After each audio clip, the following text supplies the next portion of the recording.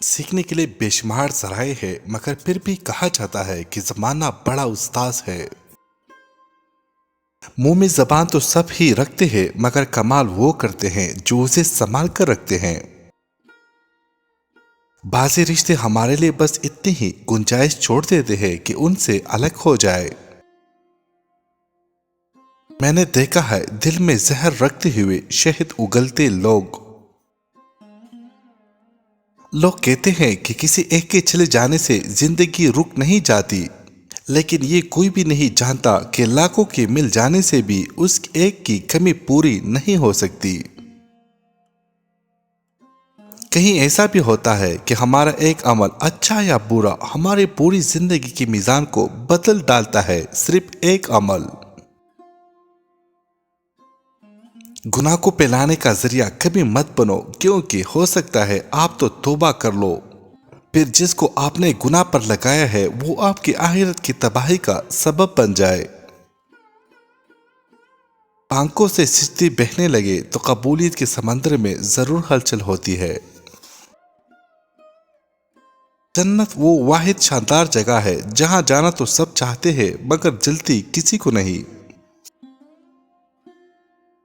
اپنے معاملے اللہ پر چھوڑ دے، مایوسیاں آپ کو چھوڑ دے گی۔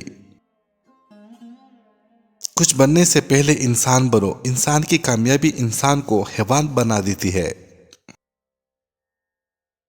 شک کو اپنے اوپر غالب مت آنے دو، ورنہ تمہیں دنیا میں کوئی ہمدرد نہیں مل سکے گا۔ خاموشی نامناسب سوال کا بہترین جواب ہے، اور مسکراہٹ ہر حالت کا بہترین رد عمل ہے۔ ہم ایسے زمانے میں جی رہے ہیں جہاں بے ادب لوگ ادب پر بات کرتے ہیں۔ آپ ہر کسی کے لیے ضروری نہیں ہو سکتی، اس کا مطلب یہ نہیں کہ آپ فضول ہے۔ آنکھوں سے گرتے ہوئے آنسو اور نظروں سے گرے ہوئے لوگ کبھی اٹھا نہیں کرتے۔